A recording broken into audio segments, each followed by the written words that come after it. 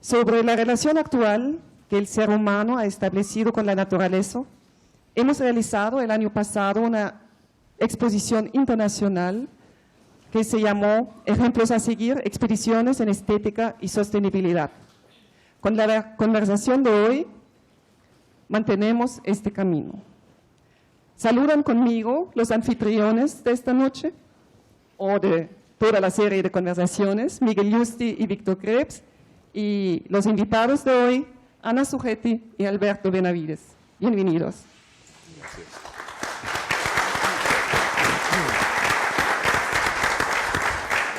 Bueno, muy buenas noches a todos. Gracias por estar aquí en nuestra cuarta conversación. Hoy nuestro tema es el delicado y controversial tema de la naturaleza, que ya comenzó a asomarse en la última conversación cuando estábamos hablando de la tecnología, porque obviamente pareciera haber, en principio, tal vez un conflicto entre la tecnología y la naturaleza, y no solamente la naturaleza en sí, sino también la naturaleza en la forma del cuerpo humano, la tecnología del cuerpo es un tema, la naturaleza de la vida urbana también es un conflicto que se crea, sobre el que vamos a hablar, y la naturaleza y la economía es otro de los grandes temas. Pero Miguel nos dará un panorama en su presentación. Yo más bien quería presentar a nuestros dos invitados de hoy. Ana Suchetti, que es bióloga con maestrías en tecnología ambiental y biotecnología de la Universidad de Londres y Cambridge. Es italiana, ¿no es cierto? Hace 24 años, dice ella, que decidió abandonar el mundo empresarial y dedicarse a cambiar el mundo, ¿no? Y el destino la trajo al Perú. Y aquí es una de las italianas más peruanas que yo he conocido, ¿no? Se ha dedicado por todos estos años a organismos de cooperación internacional, ONGs, empresas privadas, y en los últimos años ha hecho un trabajo en la Municipalidad de Lima que todos hemos conocido. Es fellow además de una organización internacional que está dedicada a la transformación del planeta y al desarrollo sostenible que se llama Ashoka, y hoy está incubando una empresa B, ¿no? Con proyectos de creación de espacios públicos, renovación urbana y recuperación ambiental, como el plan de recuperación del río Guantanay en Cusco, ¿no? Y el Parque Cultural de Flora Prehispánica en Pachacamac. Un aplauso, por favor, para nuestra invitada, Ana Suchetti.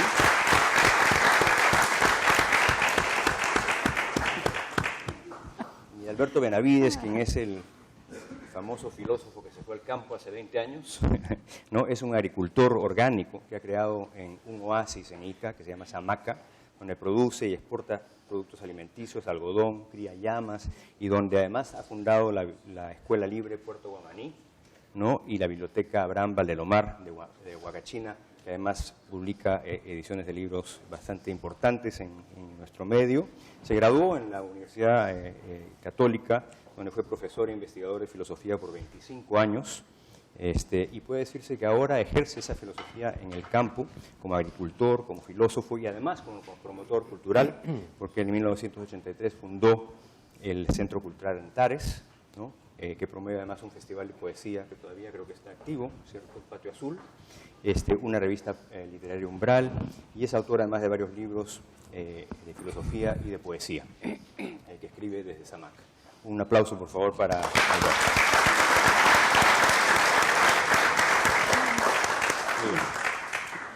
Bueno, vamos a comenzar esta conversación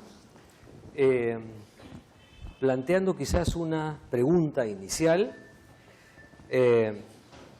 que yo formularía de la siguiente manera: ¿la naturaleza nos enseña o la naturaleza nos obedece?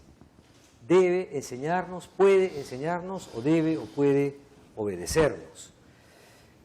Y para explicar un poquito la pregunta quisiera referirme a una metáfora que usa un filósofo alemán muy importante que es Kant. Es una metáfora que expresa muy bien el cambio que se ha producido en la concepción de la naturaleza en el mundo occidental, porque para los griegos o los latinos la naturaleza era un universo que poseía vida propia, alma propia, vida interior, ¿no? Y por supuesto era una vida o un universo que debía ser respetado, pero en la modernidad occidental se produce un giro en la concepción de la naturaleza y esta pasa a ser una máquina, un cuerpo que puede ser sometido, manipulado por la tecnología. Allí surge el mecanicismo como concepción racionalista de la naturaleza.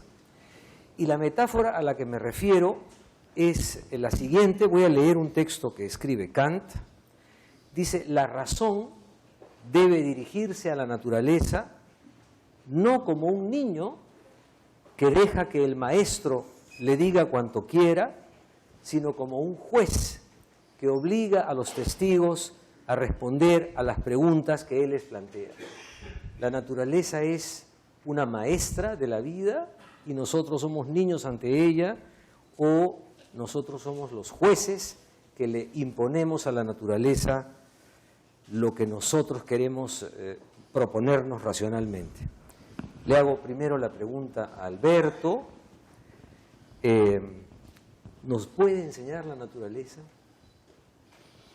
Bueno, yo creo no solo que nos puede enseñar, sino que en el fondo es la única que nos puede enseñar.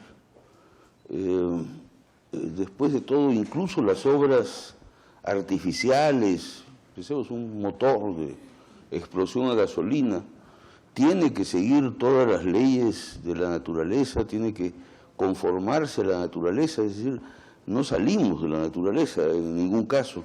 Y la naturaleza es la única verdadera maestra que tenemos, ¿no? Sea que la naturaleza, es decir, las leyes profundas de la naturaleza son inevitables, la gravedad, ¿no? En fin, yo creo que ciertamente el problema es, pues, como tú lo has planteado bien, ¿no?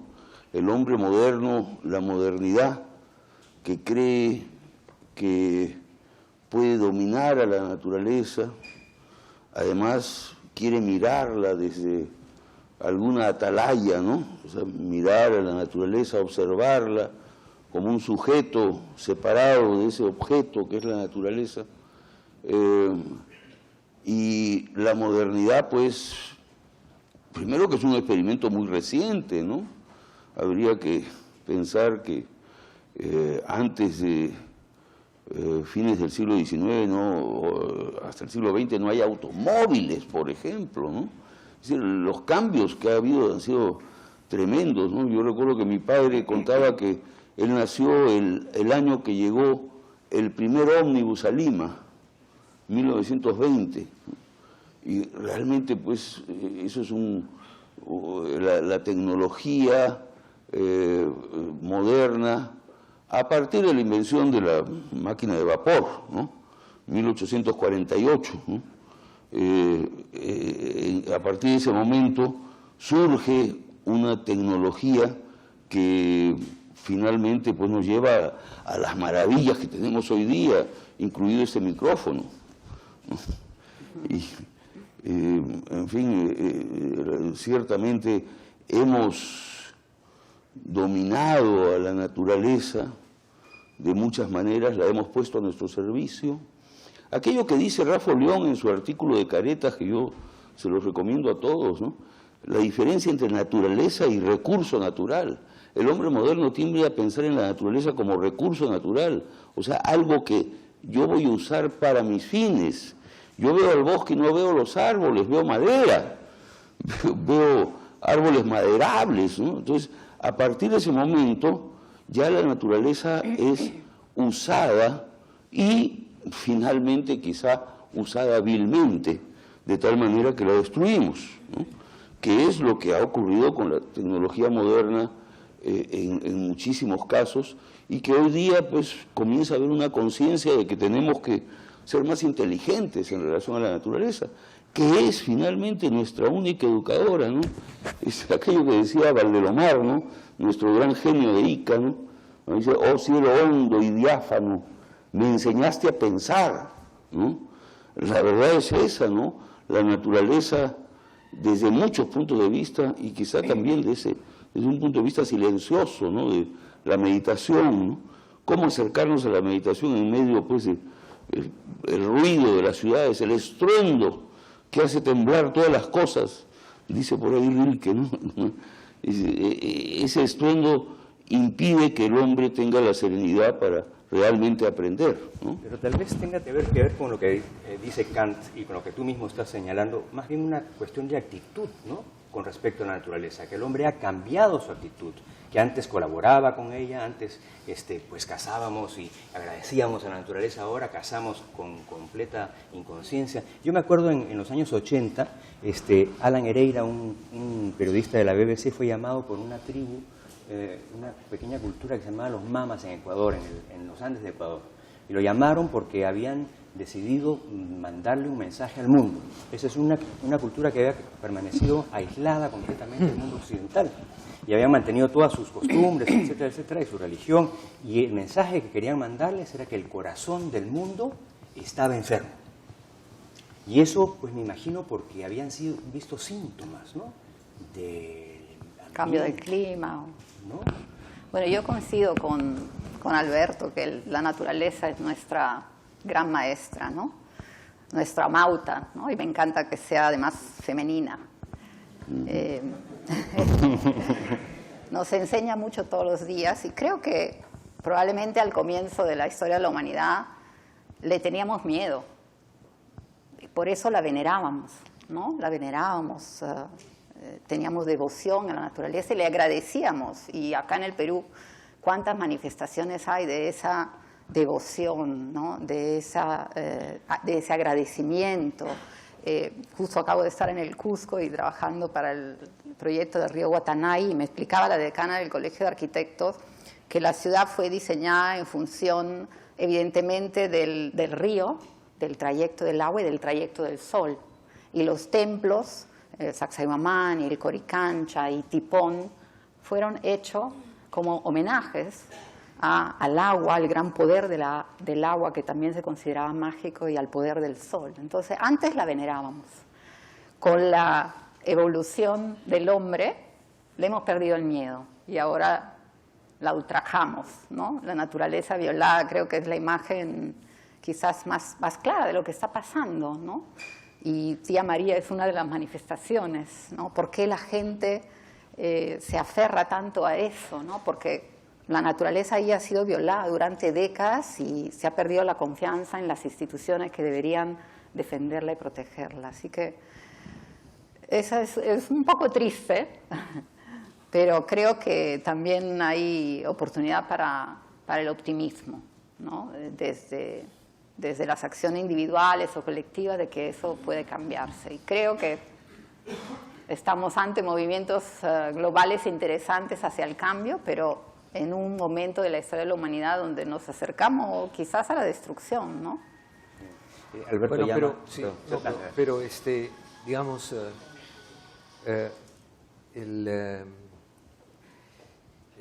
claro, en esta interpretación hay una cierta idea un poco romántica también de la inspiración que pudo haber desatado en nosotros la naturaleza. Estamos ahora en medio de un proceso de desarrollo, de crecimiento continuo. Yo me pregunto si es que es reversible de alguna manera este proceso de deterioro del mundo natural, ¿no es cierto? Porque la gran aspiración de nuestros países es una aspiración a obtener un crecimiento acelerado en el contexto de un desarrollo mundial que también es un modelo de crecimiento inagotable, que se sabe que no puede ser satisfecho indefinidamente. Entonces estamos como en una marcha un poco suicida en la humanidad, ¿no? ¿No les parece? Sí, y ya somos 7 billones, ¿no? Y vamos a ser 10 billones pronto, entonces una población... 7.000 millones. Claro. Una población mundial que está creciendo exponencialmente y con eso está creciendo el consumo de recursos y efectivamente es difícil ser optimista porque estamos cada vez comiendo más recursos y utilizándolos muy mal, aunque hay muchas señales de mayor eficiencia, de tecnologías que usan mejor los recursos naturales, pero al final la capacidad de carga que tiene el planeta no da para satisfacer todas esas necesidades que se van multiplicando. Entonces, es difícil, ¿no? Pero la idea romántica de la naturaleza a mí me encanta porque creo que es real. Basta leer los poemas que él escribe, ¿no? Inspirado por su vida en el campo. Y también que la gente en la ciudad puede inspirarse cuando se despeja el cielo gris de Lima y se ve alguna estrella, o cuando uno va a un parque, ¿no? Ana, tú dijiste una cosa que me llamó la atención, que felizmente era la amauta, no el amauta. Pero es el amauta. Y esa es la amauta. Creo que te has equivocado. Pero tú, Alberto, hablas de la causa de la Pachamama, ¿no es cierto? Esta cuestión de lo femenino y lo masculino, ¿tú crees que tiene algo que ver con la actitud detrás de la tecnología? O sea, si es que, por ejemplo, la tecnología y digamos, la sociedad estuviesen más en manos de una visión femenina, ¿tendríamos esta misma actitud o es una cosa independiente? ¿Por qué dijiste? Qué bueno que sea una mujer. Bueno, siempre hay un poco de ego femenino que sale, ¿no? Y en realidad hay toda una corriente que habla de la feminización de la política, del gobierno, de la gestión de los recursos, que implicaría una aproximación muy diferente a la masculina, ¿no? Pero yo creo que todos tenemos, y seguro lo han visto en el diálogo sobre la sexualidad, un poco de masculino y un poco de femenino. No creo que seamos... No, y ciertamente la naturaleza es a la vez masculina y femenina, ¿no? Es Pachacamac y la Pachamama, ¿no? Son los dos polos de algo que en realidad pues está más allá del sexo, pero que es también inevitablemente yin-yang, macho y hembra, ¿no? Las dualidades que la naturaleza exhibe todo el tiempo, ¿no? Y que, bueno, la filosofía las trajo desde los pitagóricos, ¿no? Las columnas de opuestos, ¿no? Que explican o que intentan explicar un poco el mundo, ¿no? Pero yo creo que sí veo, por supuesto, que hay problemas muy graves. Por ejemplo, hoy día se habla de que todavía no se ha copado el mercado de automóviles en el Perú, en Lima, y que todavía tienen automóviles para venderle a cada uno de ustedes y que no van a parar hasta venderles a cada uno de ustedes y que todos se queden estancados en todas las pistas que no van a servir para nada porque no van a entrar ya los autos, ¿no? En los bypasses, ¿Es cierto? Pero se sigue hablando de eso, o sea, y dicen que son las leyes del capitalismo y del neoliberalismo. Yo creo que la economía es una disciplina de la conducta. Y por lo tanto la regula de algún modo eso que se llama política, de lo cual la mayor parte de nuestros políticos no tienen idea, ¿no? Pero eso que se llama pues el arte del estadista, de ir viendo hacia el futuro un creciente verdadero bienestar, no un bienestar de necesariamente burgués y de pacotilla y de que todos anden en su carro y que nadie conozca a su vecino, y que, bueno, lo que se vive en las ciudades, que es una vida espantosa, ¿no? Yo soy un fugitivo de la ciudad. Ahora estoy acá con corbata inclusive, pero eso es una mera apariencia, ¿no? Es una simulación. Es una simulación. En fin, de algún modo es seguir en una línea en la que, bueno, estuvo gente venerable como mi padre y mi abuelo, ¿no? Y que un poco seguir en lo mismo, pero el hecho es ese, que tenemos que ver alguna manera de balancear este asunto de la ciudad y el campo. No puede ser, es absolutamente absurdo que en Lima viva la tercera parte del Perú. ¿Qué es lo que ocurre? La tercera parte del Perú está viviendo en Lima, mientras el Perú entero está deshabitado. Hay cantidad de tierra por cultivar. ¿Qué faltan? Brazos. Falta gente inteligente que diga, bueno, sobre todo gente joven, por supuesto. Me dirán ustedes, pero ¿cómo que si no hay banco agrario? Efectivamente, debiera haber un banco agrario. Si el Estado peruano tuviera alguna inteligencia mayor de la que tiene, pensaría en proponerle a los jóvenes peruanos la recuperación del campo en el Perú. Aquello que Belaúnde tenía pues frases extraordinarias y que son impecables, ¿no? La conquista del Perú por los peruanos, ¿no? Yo nunca he sido belaundista, pero me parece impecable. La conquista, hay campo tirado ahí. En vez de que la gente esté haciendo cola en las ciudades y manejando un carro tontamente de aquí para allá, bueno, que esas tierras sean nuevamente ocupadas por el ser humano. A la tierra le gusta que el ser humano esté con ella.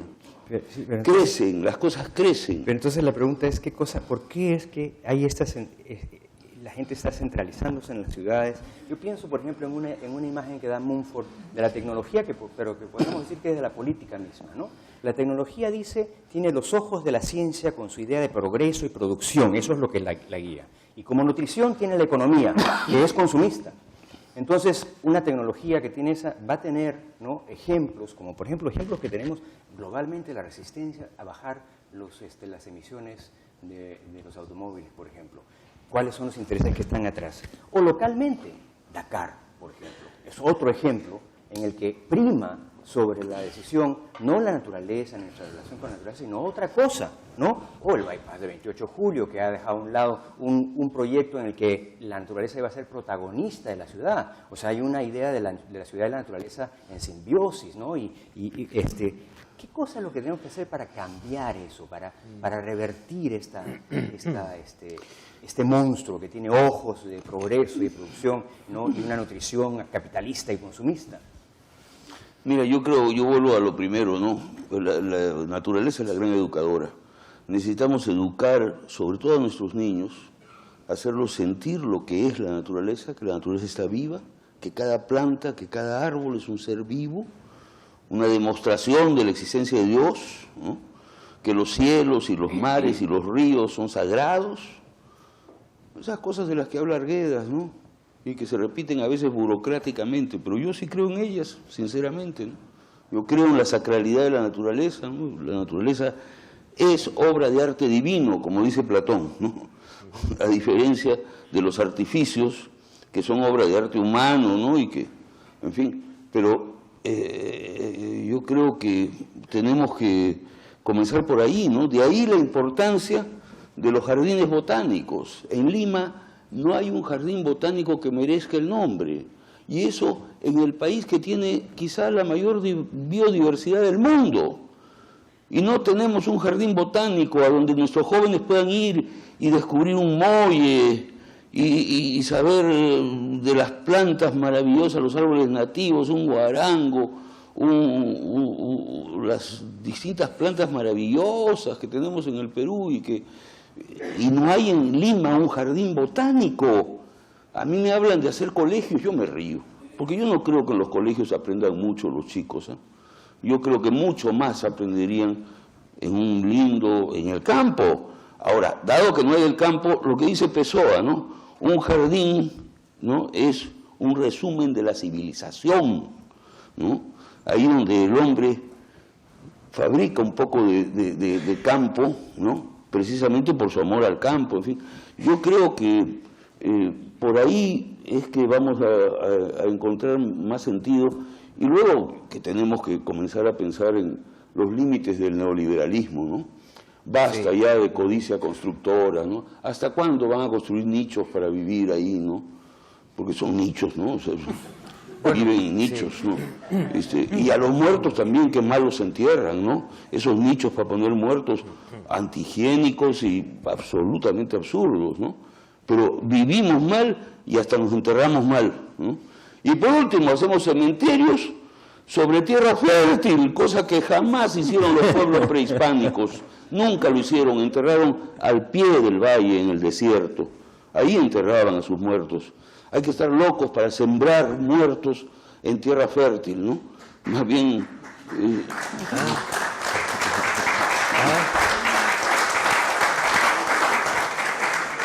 No, pero el problema después tiene que ver, por supuesto, con nuestra capacidad de percibir a la naturaleza, de acercarnos a nuestra experiencia inmediata. Pero ahora todos están con los aparatitos, todos están tele, ¿no? O sea, hablando con alguien que no está acá, mirando algo que no está acá, y sin embargo, ahí está la gente que pasa alrededor mío, ni siquiera les miro la cara, ¿no? Y ahí están los árboles con los que me encuentro, Y ahí pues un poquito de gras que crece en medio de la vereda y que debiera sorprendernos, un rayo de sol, ¿no? Esa es la naturaleza. Vivimos con los aparatitos ahora, ¿no? Es una cosa, estamos retrocediendo, ¿no? Y en eso pienso en las cosas que dice Marco Aurelio de Negri, ¿no? Y que tiene toda la razón, ¿no? Nos están reduciendo la cabeza, ¿no? Entonces, cada día estamos más tontos, ¿no? Y por supuesto comemos mal y, bueno, no tenemos idea de los asuntos como la basura, ¿no? Tiramos basura por todas partes, ¿no? Ahora nos quieren hacer pasar el Dakar, bueno, ya eso es una cosa insólita, ¿no? Que quieran hacer pasar el Dakar, ahí haciendo bulla y reventando motores sin ton ni son para hacer propaganda. ¿De qué? De que todos ustedes compren carros, ¿no? Para hacerlos comprar carros, para hacerlos llegar a los estándares de la clase media de los Estados Unidos, que es gente que se debe aburrir mucho, yo les cuento. Acá tenemos todavía relaciones familiares, acá hay más humanidad, por eso nos aburrimos menos, ¿no? Aunque también, bueno, uno se enchufa la televisión, pero por lo menos hay más vida humana real, ¿no es cierto? Creo yo. Sí. Pero los ideales de la clase media no son los ideales de la humanidad y no son los ideales del bien, ¿no? Por supuesto hay ciertas cosas de la clase media que yo no estaría dispuesto a sacrificar, no estaría dispuesto a sacrificar mi ducha diaria, ¿no? Y algunos buenos hábitos de la clase media, ¿no? Lavarse los dientes, en fin, son cosas importantes, ¿no? Pero estos ideales de codicia y de tener más, ¿no? Tener más cada vez, ¿no? Lo que importa es ser, no tener. Como decía Gabriel Marcel, ¿no? Ese filósofo. Bueno, estás muy inspirado. Amauta y poeta a la vez. Yo quería preguntarle a Ana, en este mismo tipo de problemas, ámbito de cosas, ¿no? A mí siempre me ha llamado la atención que uno de los efectos de este crecimiento descontrolado, sobre todo de los países subdesarrollados, es esta gran concentración en inmensas ciudades que son realmente invivibles, que no tienen además infraestructura, recursos, y de la que desaparece además o no ha aparecido nunca la naturaleza.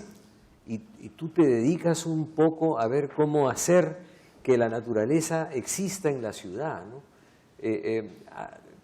¿Cómo tú crees que eso tiene algún futuro, ¿no? ¿Ah? Bueno, creo que hay que tener esperanza, porque si no uno se resigna y ve la comunidad, el barrio, el distrito, la ciudad donde vive caerse a pedazos, ¿no? Y creo que la acción individual y también la colectiva son ambas importantes para cambiar las cosas. Las ciudades, efectivamente, muchos la consideran el mal de nuestro tiempo, ¿no? Sobre todo esas ciudades enormes, como puede ser Lima, que en realidad no son ciudades, son aglomeraciones humanas, ¿no? Gente que ha ido sumando, infraestructura que se ha ido haciendo, pero sin interconexión, sin calidad, sin estructura, sin organización. Entonces terminamos todo en ese magma sin forma, un poco alienados, ¿no? Porque efectivamente perdemos la relación con el vecino, las relaciones que se dan en un barrio, en una comunidad pequeña, en una escala más humana, ¿no?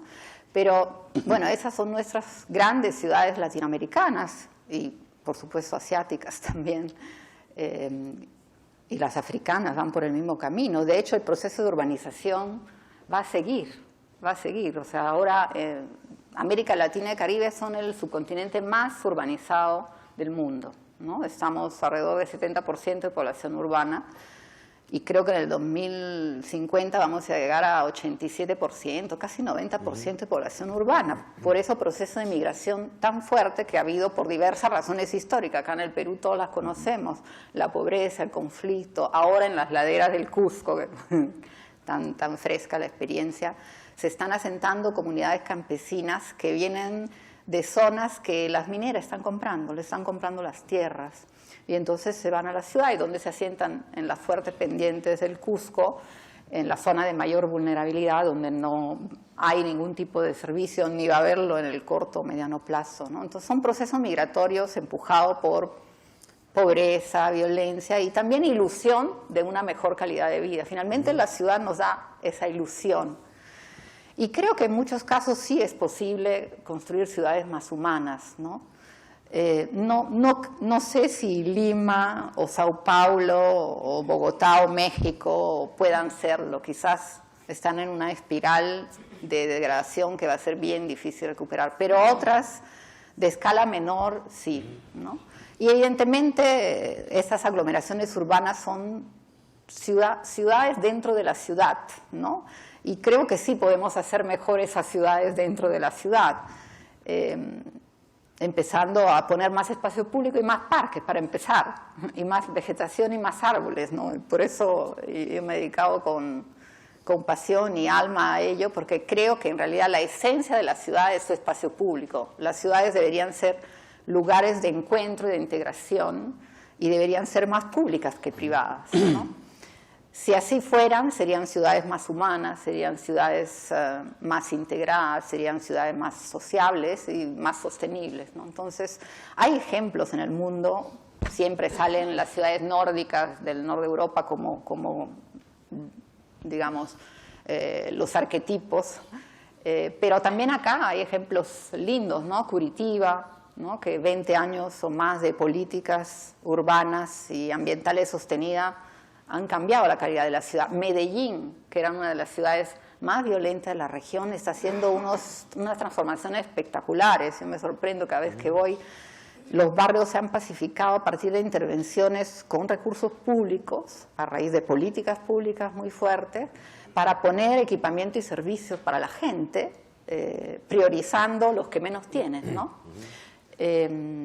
Y obviamente recuperando, restaurando y mejorando los ecosistemas, después de haber recuperado y pacificado barrios, llevado programas de vivienda, de parques, bibliotecas, de escuela, de centro de desarrollo zonal a todas las zonas de ladera que además están conectadas a través del metrocable, ¿no? Transporte público masivo como gran infraestructura pública para todos los ciudadanos. Ahora Medellín está invirtiendo también en la recuperación del río, ¿no? Van a invertir, que son locuras, ¿no? 1.500 millones de dólares en recuperar el río, y uno diría, no deberíamos haberlo no contaminado desde el comienzo, ¿no? Como nuestro Rímac, Chillón y Lurín, que cada vez están más destruidos, ¿no? Los destruimos para pues invertir millones en recuperarlos. Pero bueno, esa es la lección que nos está dando la historia.